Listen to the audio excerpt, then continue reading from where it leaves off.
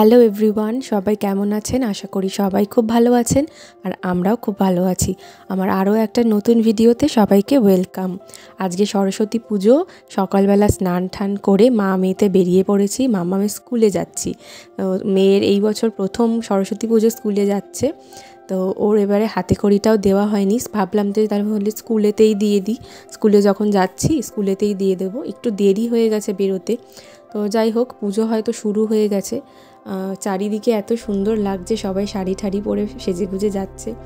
তো এই যে স্কুলে আমরা এসে গেছি, ভেতরটা ভীষণ ভিড়, সব বাচ্চারা বসেছে, টিচাররা রয়েছে, আর এই যে ইনি বসে আছেন। তো ভেতরে আর ঢুকছি না, একদম বাইরেটা থেকে একটু যতটা সম্ভব ভিডিওটা করার চেষ্টা করছি।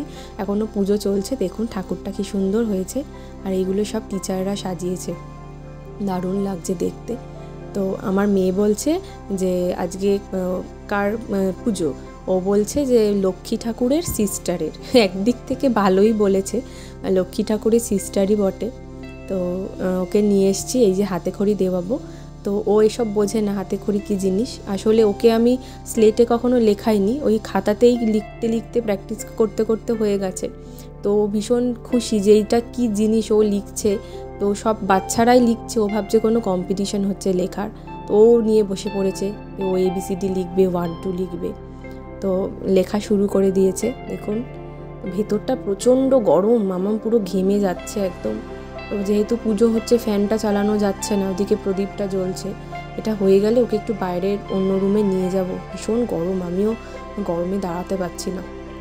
এই যে ABCD লিখেছে, আর এদিকে 1 2 লিখছে, 1 লিখেছে। এই রে, এবার সব উল্টো পাল্টা লিখতে শুরু করেছে। ওর আবার এই জিনিসটা আছে, 1 2 লেখার সময় একটু মনে না করিয়ে দিলেই সব উল্টো দিকে লিখতে থাকে।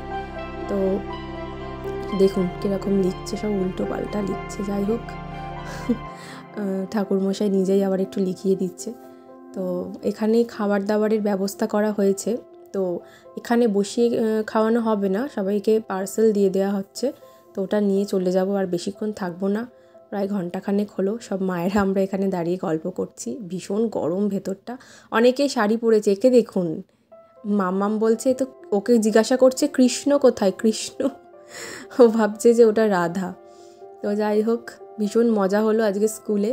বাড়িতে এসে গেছি অনেকক্ষণই, তো এসে একটুখানি রেস্ট নিয়ে অনেক ছাদে মিলে দিয়ে গেছিলাম, অনেক সকালবেলা মেশিন চালিয়ে সব মিলে তারপরে স্কুলে গেছি।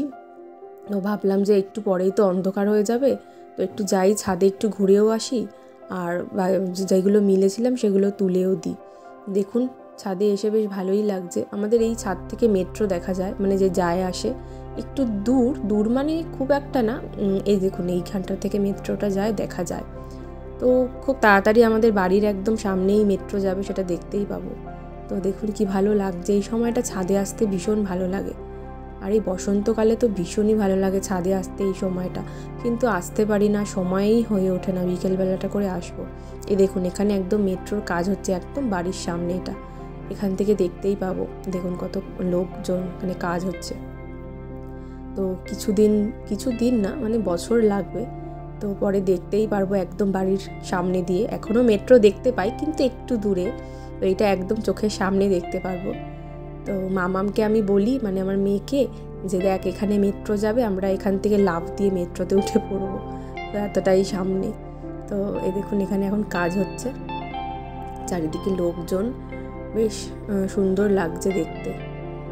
আর এদিকে মেট্রোটা যাচ্ছে, দেখুন যা চলে গেল, দেখাতে পারলাম না হুট করে। খুব ভালো লাগে এই সময়টা ছাদে, কিন্তু একদমই সময় পাই না, তো আসতেও পারি না। মাঝে মাঝে ভাবি যে বিকেলবেলা করে একটু মামামকে নিয়ে ছাদে আসবো, কিন্তু ও ঘুমোতেই যায় 3:30 4টের সময়। এই জন্য আর ওকে নিয়ে আসা হয় না, আমাদেরও আর আসা হয় না, আমরাও ঘুমিয়ে পড়ি। কিন্তু আসলে বেশ ভালোই লাগে দেখতে।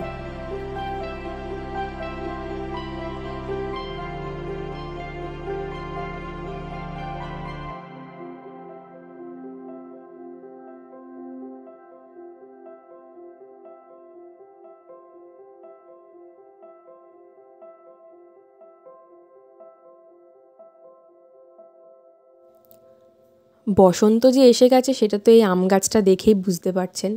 দেখুন প্রচুর আম হয় এই গাছটাতে। এটা তো একদম বাড়ির আমাদের উল্টো দিকে একটা বাড়ির গাছ, ভীষণ ভালো টেস্ট এই আমের। তো প্রতি বছরই এই বাড়ির কাকিমা দেয় আম।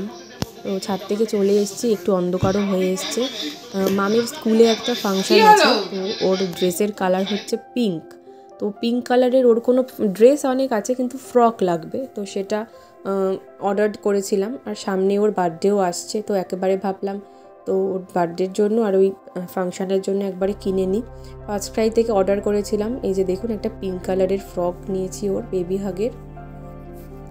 ফ্রকটা খুলছি, খুব সিম্পল বলেছে, সলিড কালার সেরকম কিছু প্রিন্ট বা কিছু থাকলে হবে না, একদম সিম্পলের মধ্যেই ড্রেসটা লাগবে। তো ভাবলাম তাহলে এই বেবি পিঙ্কটা কিনি। আর পিঙ্ক হচ্ছে মাম্মামের ফেভারিট কালার, তো ও ভীষণই পছন্দ করে পিঙ্ক কালার, তো ওই জন্য এটাই নিলাম। ওর একদম মানে পছন্দের, একদম প্রিয় কালার। তো সন্ধ্যাবেলায় একটু বেরিয়েছিলাম মাম্মামকে নিয়ে।